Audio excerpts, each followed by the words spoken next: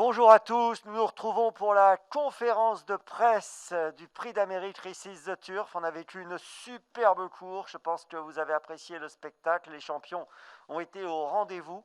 Et nous allons retrouver avec plaisir les 3 premiers de la course en compagnie du directeur technique du trot dans quelques instants pour la conférence de presse. On va débriefer tout ce qui s'est passé sur la piste. En tout cas, cette 100e édition a tenu toutes ses promesses. On attendait ce match FaceTime Bourbon-Davidson-Dupont. Le match a eu lieu et on l'a vécu tous ensemble dans des conditions particulières. Vous étiez devant votre écran pour une très très grande majorité. Quelques pros étaient présents, ceux qui participaient à la réunion.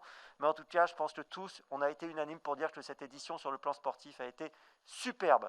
Allez, tout de suite, ne perdons pas de temps, on va accueillir donc nos 4 intervenants. Et on va commencer, comme hier, dans des conditions sanitaires strictes. On va placer les différentes personnes les unes après les autres. Et j'appelle tout de suite Guillaume Maupas pour se placer. Guillaume Maupas, directeur technique du trot, qui prend place donc pour cette conférence de presse du Prix d'Amérique Legend Race. Nous appelons également celui qui a terminé deuxième aujourd'hui, Jean-Michel Bazir. Jean-Michel Bazir, voilà, qui est applaudi et qui a brillé cet après-midi dans plusieurs courses, autres bien sûr que le Prix d'Amérique Legend Race. Avec nous également Franck Nivard, qui a terminé troisième avec Guderi Pré. Björn Goop va arriver dans quelques instants, il est encore au vestiaire et pour tout vous dire, dans les dernières secondes, il était en train de se préparer. Non, Franck, c'est pas la bonne place. Aïe, aïe, aïe.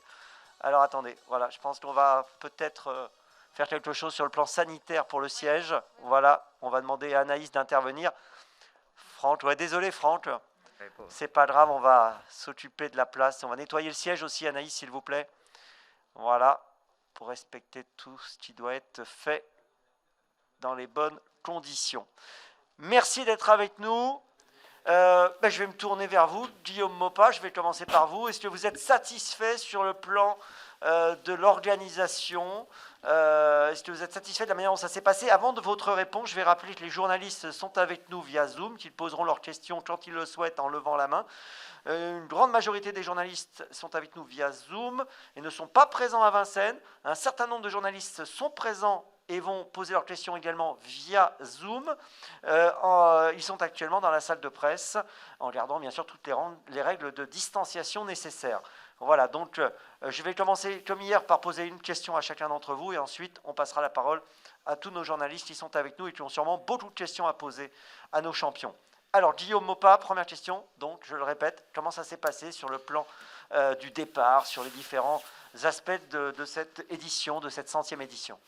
Vous savez, la réussite d'un prix d'Amérique, c'est une alchimie de plusieurs éléments. Ça commence la veille, la nuit précédant l'événement, puisque nous sommes bien évidemment très attentifs à la météo.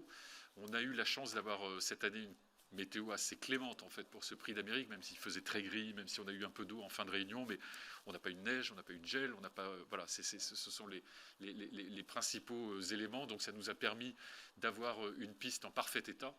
Et je crois que les gars de Vincennes ont fait du très bon boulot pour les professionnels aujourd'hui, puisqu'on avait une piste qui était exceptionnelle et le record battu de la course montre que voilà, la piste était bonne. Donc ça, c'est un premier point de satisfaction. Deuxièmement, on a eu une course très limpide, une très belle course. Je crois que c'est un des plus beaux prix d'Amérique que j'ai vu depuis des années.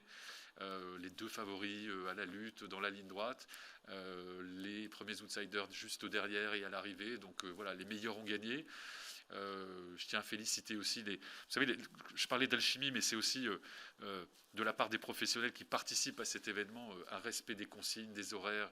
Et aujourd'hui, tout le monde a parfaitement joué le jeu. Et ça, c'est une vraie satisfaction parce que c'est l'enchaînement de tous ces éléments-là qui font que on arrive à avoir un bel événement.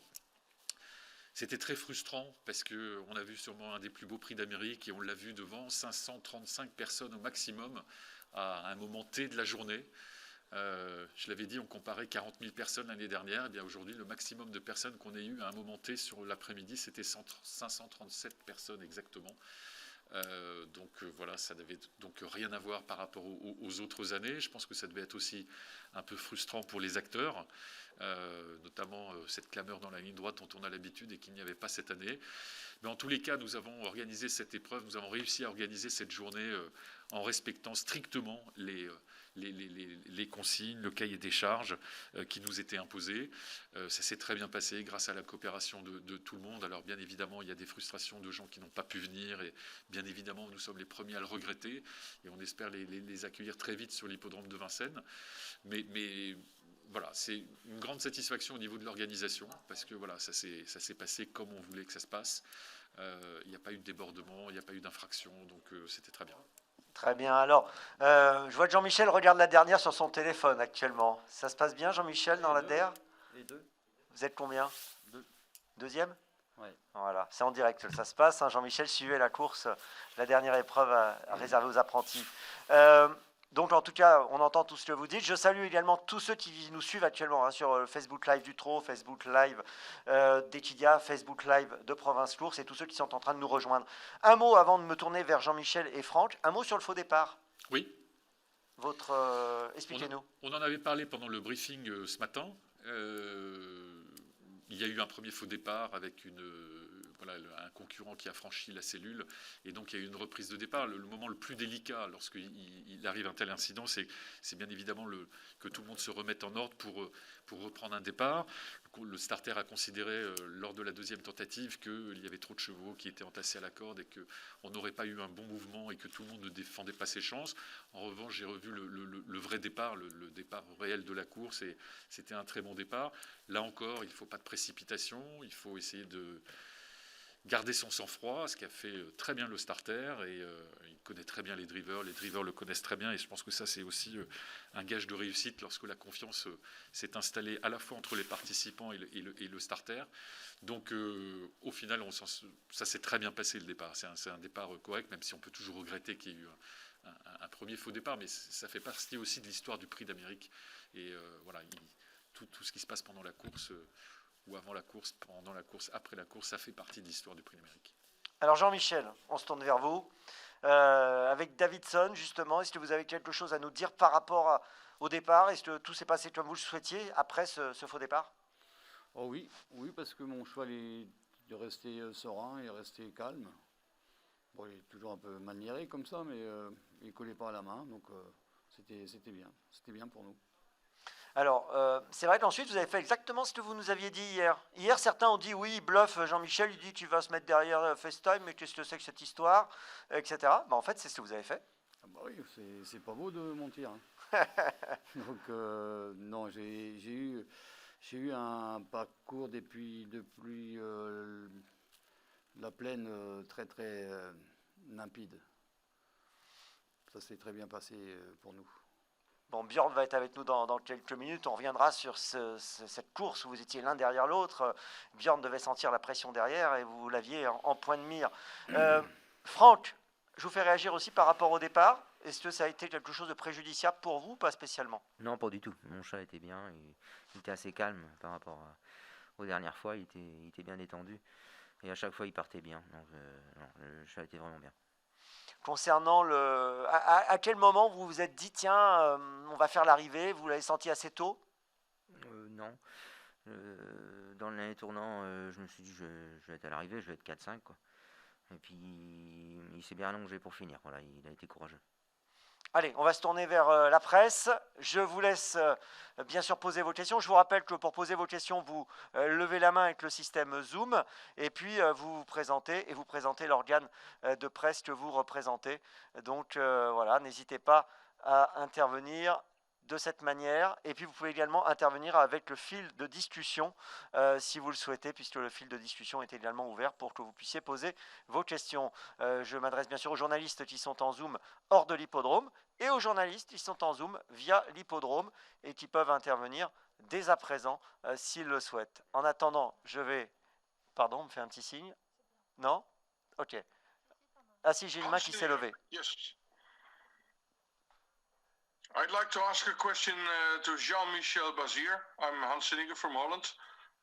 Was Jean-Michel Bazir disappointed in the last turn when FaceTime Bourbon quickened and he couldn't follow? Donc c'est une question Pour Jean-Michel Bazir, qu'est-ce que vous avez pensé dans le dernier tournant quand vous avez vu FaceTime partir et que c'était un peu plus dur de suivre? Il m'a décroché assez facilement dans les tournants. Bon, je ne me suis pas affolé. Je sais que FaceTime est un super verreur, le mien un peu moins. Après, on va tout jeter dans la bataille quand je vais droit. Mais bon, il m'a laissé à 3 longueurs. Pas de regret. Ouais, vous étiez, vous étiez, vous ne pouvez pas faire autre chose, toi, de le voir partir. Je cherchais mes mots là, mais. Oui, dans les tournants, j'ai pensé peut-être gagner encore. Pour répondre à la question du monsieur. On va accueillir celui qui vous a battu, il est là. Björn Goop qui arrive et qui va se positionner. Voilà notre grand gagnant. 3e prix d'Amérique. Races the Turf pour lui, 2 avec FaceTime Bourbon, 1 avec Ridley Express. Il est là, à côté de Jean-Michel et à côté de Franck. Et à vous 3, quand même, je tenais à le dire, à vous 3, Jean-Michel, Björn et Franck, il y a 12 victoires dans le prix d'Amérique qui sont là, prix d'Amérique Races the Turf, 12 victoires, puisque Franck en a 5, Jean-Michel, vous en avez 4, et Björn en a 3. Donc là, moi, je demande, pour ceux qui sont avec nous ici, des applaudissements, vous chez vous aussi, des applaudissements pour nos champions, c'est quand même impressionnant. Vous étiez les 3 drivers les plus titrés, vous êtes aux 3 premières places de la course. Björn, je disais tout à l'heure à Jean-Michel que hier il nous avait dit qu'il allait être derrière vous. C'est vrai que ça avait surpris pas mal de gens. Vous aviez sûrement entendu cela. Comment vous avez ressenti le fait qu'il soit juste derrière vous durant la course? Oui, j'ai bien écouté ça hier. Et je savais ça bien déjà avant que ça c'était son tactique parce que le cheval à moi c'est un bon dos. Et après, quand Jean-Michel dit il va faire quelque chose, on sait que ça va venir comme ça. Et après, oui, j'ai peur parce que avoir lui et son cheval derrière moi, c'était pas mon meilleure idée. Vous sentiez cette pression derrière vous? On est toujours sous des pressions, mais ça, on est habitué pour ça, c'est normal. C'est toujours comme ça dans les courses. On va se tourner vers nos amis journalistes qui vont poser leurs questions. Je vois qu'il y a une question qui est prête à être posée. Hi Björn. First of all, stort gratis for your victory with FaceTime Bourbon. Congratulations from all of us in Malta. You know you have many followers here. First of all, one question. Were you a little bit apprehensive at the start, knowing that sometimes FaceTime Bourbon is not so reliable and he can gallop? And also, then we would like to know the future plans for this horse, because all the followers would want to see him race soon. Donc même si Björn a compris, je vais traduire la question de Malte, ou Björn, c'est une question pour Björn qui a beaucoup de fans sur place. La question concerne l'appréhension que Björn, vous pouviez avoir au moment du départ, sachant que FaceTime peut parfois être un peu fautif à ce moment-là. Well, I could have started quicker. I got a good start from the beginning, but I had the orders from the start from the stable that not go too much from the start. Take a good start, but don't be too hard, because of course there is a lot of drivers who want to have a good start, and it might cost a lot to be too early. And he could have opened faster today than I wanted, but I took a security start. And then your second question was what I heard last. Juste une seconde, Björn, je vais traduire pour ceux qui suivent en français. Donc j'aurais pu effectivement partir plus vite, mais j'ai dû faire très attention au moment du départ et protéger le départ à ce moment-là. Et c'est vrai que j'aurais pu prendre un meilleur départ. Et la deuxième question pour Björn était de connaître la suite pour FaceTime, parce qu'on a tous envie de le continuer à le voir courir. The horse have been recovering very well after the race. He has been drinking and eating very good after the race already now before he go on the transport home. And what I heard now is that he is going to race in Prix de France. Donc FaceTime a très bien récupéré après la course, il a bu, il a mangé même avant de repartir. Donc tout s'annonce pour le mieux et j'espère pouvoir courir le Prix de France.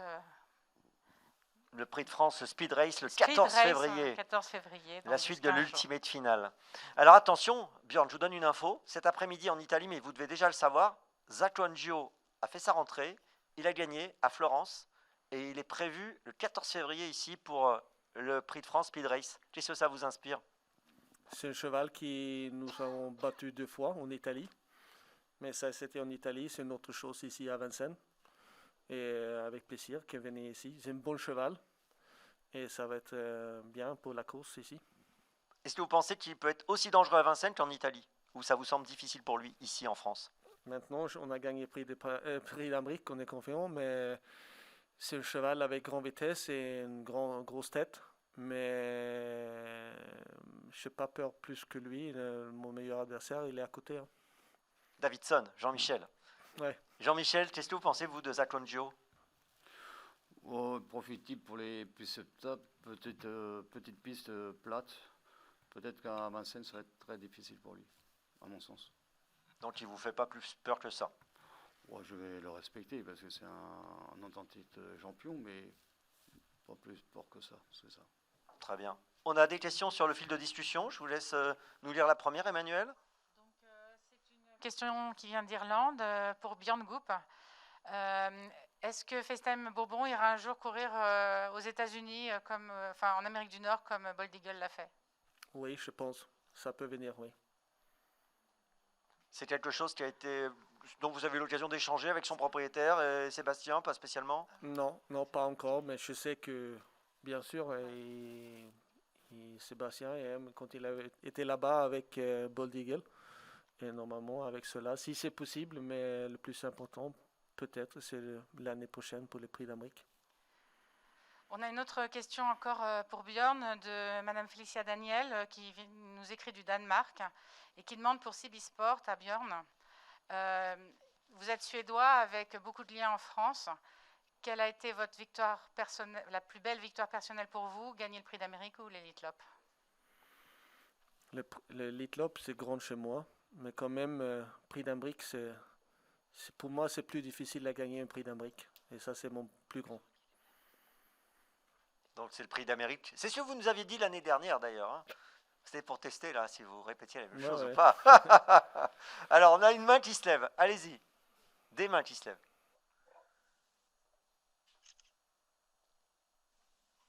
Allez-y. Yeah, hi, my name is Jörn Finger. I'm from Germany. And first of all, Björn, congratulations to this fantastic win. We are so happy here in Germany that you won this race.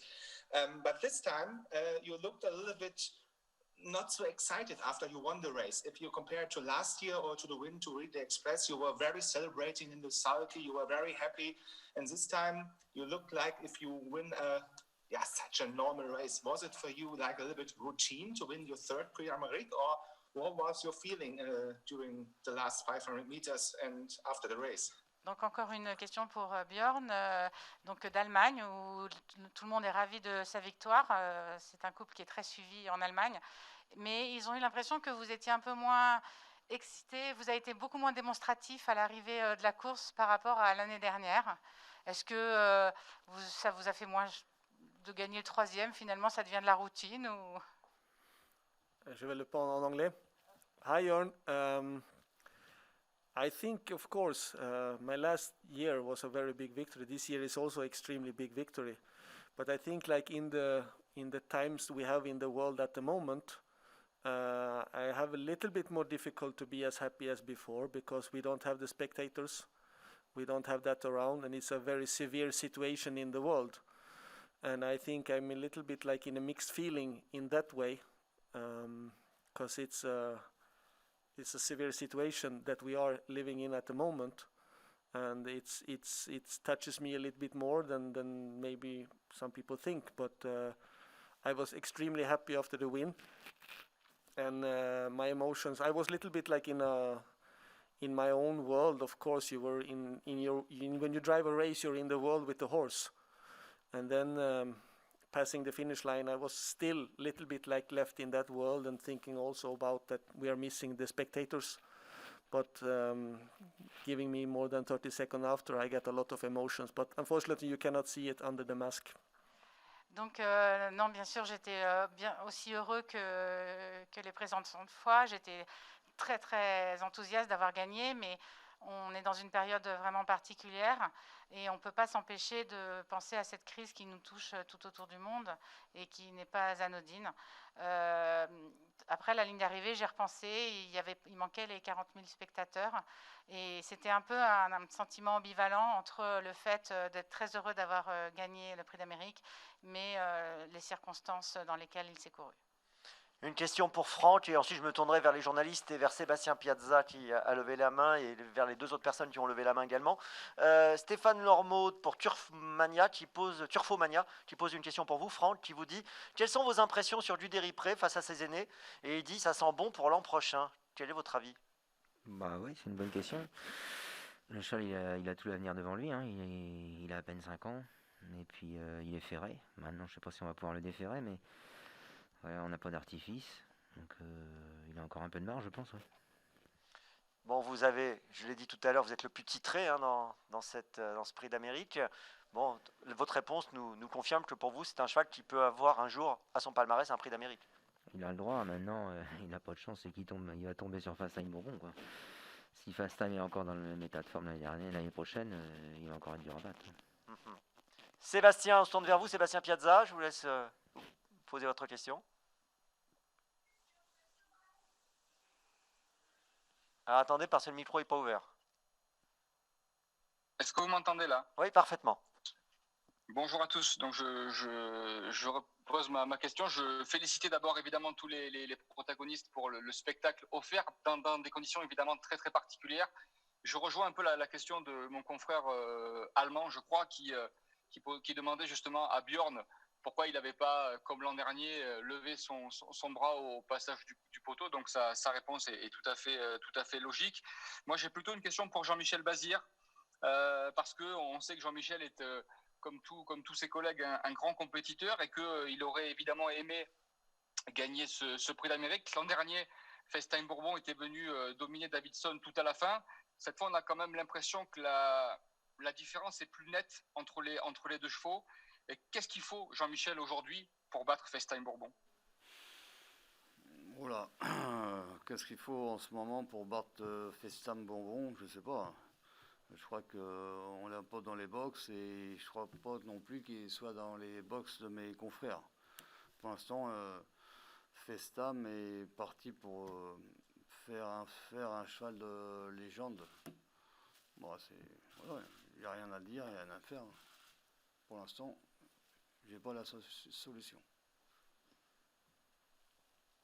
Alors voilà la réponse de Jean-Michel. D'ailleurs, je vais vous faire réagir. Franck, vous avez fait le doublé avec Bold Eagle. C'est vrai qu'à l'époque, quand Bold a gagné son deuxième Prix d'Amérique, on disait bon bah voilà, il va peut-être partir vers un troisième. Puis ensuite, il n'a pas réussi à gagner le troisième. Vous avez l'impression que Fast-Time Bourbon, le troisième, il va le gagner en tant qu'adversaire? Bah, s'il reste comme ça, ouais, il va être dur à battre, hein, ça c'est sûr. Jean-Michel, bon, votre réponse, la réponse que vous avez donnée juste avant va dans ce sens également. Ah oui, c'est une alchimie parfaite de Bold et de Reddicash, quoi. Je dis, c'est ce qui fait mieux dans la planète mondiale. Björn nous disait, et vous aviez raison, vous nous disiez hier, Björn, que FaceTime était encore meilleur cette année que l'année dernière. C'est vrai qu'on... Il a plus d'expérience maintenant. Avant, il peut être un peu nerveux dans les courses ou avant les courses, mais maintenant, il est beaucoup plus calme, il est mieux. On va se tourner vers les journalistes. Léna Allerini a une question. Oui, bonsoir. J'ai une question un peu différente pour tous les jockeys là. Alors, comment vous allez terminer la soirée aujourd'hui? Qu'est-ce que vous allez faire après, quand vous avez quitté Vincennes? Voilà. Alors, Jean-Michel, le premier. Qu'allez-vous faire après? Oh, pas trop de prévu encore. Je sais qu'on va boire du champagne. Bref, mais petit comité, forcément. On va rester sérieux, très sérieux. Bon, vous avez une grosse journée aujourd'hui parce qu'il y avait l'Amérique, mais il y avait tous les autres partants que vous avez eus. Vous avez d'ailleurs réalisé une belle journée. Vous êtes plutôt satisfait de votre après-midi? Oui, non, c'était pas top. Pas 100%. Non. Mais bon, c'est comme ça. Mais demain matin, il y a du boulot, donc on va pas se coucher à part d'heure. Vous démarrez à quelle heure demain? Pardon? Vous démarrez à quelle heure demain? Quand on va se réveiller. Je sais pas. Je sais pas encore. D'accord. Bon, en tout cas, c'est vrai que c'est 365 sur 365. Bjorn, qu'allez-vous faire ce soir? Boire quelque chose, très froid, très frais. Un peu plus que normalement. Et demain, non, pas de boulot en bonne heure. Moi, doucement demain matin, mais quand même travailler un peu, il faut faire. Mais pas doucement demain matin. Pas de bonne heure, c'est quelle heure pour que nos amis se rendent compte? Ça dépend, mais normalement, on commence toujours à 7h, mais ça dépend. Peut-être pas demain. Donc demain, peut-être 8h30, 9h? Peut-être. D'accord. Franck? Bon, on va rentrer à la maison et puis on va fêter ça en petit comité. Pareil, voilà. Bon, en même temps, c'est vrai que malheureusement, je pense que tout le monde est un peu dans le même cas de figure. Autre question, Sébastien Piazza de nouveau. Vous m'entendez? Oui. Ouais, non, puisque vous faisiez référence les uns les autres à Reddy Cash et à Bold Eagle, ni l'un ni l'autre n'est parvenu à aller défier les Scandinaves dans l'Elite Topette. Alors, bien malin celui qui peut prédire l'avenir, et on ne sait pas si l'Elite Topette se tiendra dans sa version habituelle cette saison. Mais est-ce que Bjorn considère que FaceTime Bourbon, qui est à juste titre considéré comme le meilleur cheval du monde au trot actuellement, a l'étoffe physiquement et mentalement surtout pour aller remporter une course comme l'Elite Lopette avec le système des batteries que l'on connaît tous? Oui, le cheval, il a bien voyagé avant. Il peut faire ça. Il a fait 2 sites en Italie. Et bien sûr, il peut faire un bon Elite Lop, je suis sûr, mais je ne suis pas sûr que si le propriétaire et l'entraîneur veulent y aller. Ça, c'est donc dans les semaines qui viennent, pour avoir déjà comment la course va se courir, si elle va se courir, et ensuite, en effet, quelle sera la décision. Je crois qu'il y a Tom Charter qui a levé la main tout à l'heure. Je ne sais pas s'il veut nous poser une question, Tom Charter. Ils disent la triple couronne. Non, pas le triple.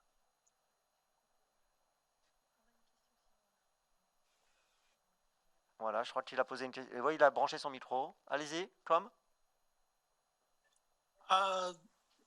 Yes, question for Bjorn. Is his father in Paris, or has he spoken to Oli since the race? Question pour Bjorn Gould pour voir si ses parents étaient à Paris ou s'il n'avait pas pu parler avec eux depuis la course. Yes, I have been calling them. I did directly when I came to the vestiaire to change my clothes. And my father was extremely happy. He was actually crying because he was so happy, and he was together with my mom, and they are celebrating at home. Donc il les a appelés tout de suite après la course. Ils étaient très très émus, très heureux. Son papa pleurait et ils sont en train de faire la fête à la maison chez eux. On a une autre question du Danemark, ce qui s'adresse aux 3 drivers. Est-ce que la pandémie de la Covid-19 vous a affecté? Est-ce que vous avez senti des différences entre drivers? Est-ce que ça a changé votre entraînement de façon négative? Et est-ce que ça a rendu la participation plus difficile? Et qu'est-ce que vous pensez que la pandémie aurait pu affecter votre participation à la course d'aujourd'hui? Alors, Jean-Michel, vous voulez commencer? Oh, oui, si vous voulez, ça pourra changer beaucoup dans nos habitudes. Sauf que les rapports sont différents. On a plaisir à se côtoyer souvent après les courses, à refaire les courses dans différentes parties du vestiaire. Là, en ce moment, c'est pas le cas. On prend la douche et on rentre chez nous. On fait très attention de ne pas être infecté par ce fameux virus, car sinon on ne peut pas driver. Donc on fait très attention à nous. Bjorn? Oui, ça a changé beaucoup dans ma vie. Mais heureusement, on a le droit de continuer à travailler. Et le trot a fait un très bon travail pour rester possible de faire les courses. Et même en Suède, la fédération suédoise et toutes les autres fédérations fait de bon travail pour avoir le droit de continuer. heureusement pour ça, mais bien sûr, ça change un peu parce qu'on ne peut pas faire la même vie comme normalement, comme pour tous les autres, mais quand même, on a la possibilité de continuer. Franck? Bah, pour ce qui est de la course, ça n'a pas changé grand-chose. Après, c'est vrai que ça fait drôle, c'est quand on est au défilé, quoi. Au défilé, qu'on voit personne dans les tribunes. Un jour de Prix d'Amérique, là, ça fait drôle quand même. Et voilà, c'est pas du tout la même ambiance. Mais ouais, comme dit Björn, on a la chance de courir, déjà, c'est déjà pas mal. Et on essaye de faire attention à nous, quoi. Il y a une question qui est posée également par Sylvain Kérichard pour Turfomania. Jean-Michel, avez-vous envisagé de modifier votre plan tactique dans le bas de la descente quand Björn et FaceTime Bourbon ont pris le dos de Bayakeno pour venir aux côtés de celle-ci et donc ensuite tenter de maintenir au chaud le futur vainqueur, ou la sagesse a guidé votre choix en évitant de vous retrouver nez au vent? Non, je n'ai jamais pensé à accélérer. Si je veux accélérer, Björn il décale, il attaque. Après on fait du mal. Ça allait vite déjà là en plus. Ouais. Tout de suite on a compris que le driver de Bayakino il voulait rester devant, donc on a plutôt temporisé. Les chevaux ont été très vite, mais je pense pas qu'ils ont été atteints moralement aujourd'hui, que ce soit FaceTime ou Davidson. Björn, un mot sur cette partie de la course justement pour vous aussi? Oui, bien sûr, c'est une petite surprise pour moi que Junior, il voudrait rester devant, mais on a bien vu que son cheval est parti, il ne peut pas la retirer. Après, bien sûr, ça roulait vite. Mais je sais pas, ça va me coûter cher de faire un grand effort pour être devant. Et après, quand ça roule vite comme ça, ça va. Je ne vais pas avoir beaucoup d'essence pour finir si je fais un gros effort. Il n'y avait pas de raison de faire autre chose que ce que vous avez fait. Non, déjà là, ça roule vite. Et après, je suis bien là. Et après, j'attends pour les autres d'arriver derrière. Mais non, c'était bien pour nous que... Oui, c'était bien. Je me tourne vers les journalistes. Alors, je ne sais pas si on a une question ici. Allez-y. Ah, pardon, elle est où? Dites-moi. Alors, une question pour Björn, une question qui vient du Danemark également. Comment vous sentez-vous mentalement après avoir remporté une si grande course? De nombreux mois de travail puisque les préparatifs culminent et que ça se joue après sur quelques minutes de course. Que l'on gagne ou que l'on perde, est-ce que après, mentalement, comment est-on? Donc là, vous avez gagné. Donc si j'ai bien résumé la question, c'est comment vous sentez-vous mentalement? Après gagner? Oui, après cette victoire. Ah oui, je suis très heureux. C'est la plus grande course qui existe, cela. Je suis très heureux et moi, je n'ai que fait le dernier 5 minutes, 6-7 minutes. Mais avant ça, l'entraîneur, Sébastien, il a fait le gros boulot. Et pour moi, je suis très, très content d'avoir la possibilité d'être derrière pour les dernières minutes. Et très heureux pour avoir la possibilité de gagner. On se tourne vers les journalistes. Une question de nouveau, Léna Allerini. Oui, j'ai deux questions. Alors, une pour Franck et une pour Björn. De Franck, je voudrais savoir combien ça a effectivement joué que Gu n'a apporté de fer. Est-ce que ça a vraiment été important? Et est-ce que ça a changé quelque chose? Et si oui, combien? Et puis, à Björn, à quel moment vous saviez que vous alliez gagner? Voilà. Mon cheval, il est obligé d'avoir des fers pour l'instant. Il a besoin de confort et un peu de poids, parce que sinon, il est trop léger dans son allure, quoi. Mais pour finir, d'ailleurs, là, on avait tenté le coup de l'alléger un petit peu, et il était vraiment très léger dans les allures pour finir. Je pouvais pas faire ce que je voulais. Donc il est pas mieux quand il a pas son poids, quoi. Il force de trop et ça le rend pas meilleur. Björn? Oui, je n'étais pas sûr pour gagner jusqu'avant peut-être le dernier 100 mètres parce que c'est le trot. C'est pas comme les autres sports. On n'est jamais le gagnant avant on a passé les photos et tout peut arriver. Ça c'est bien parce que c'est les chevaux et ils pouvaient rester au trot. Mais quand même, quand il reste 100 mètres, je pensais qu'on va gagner cela.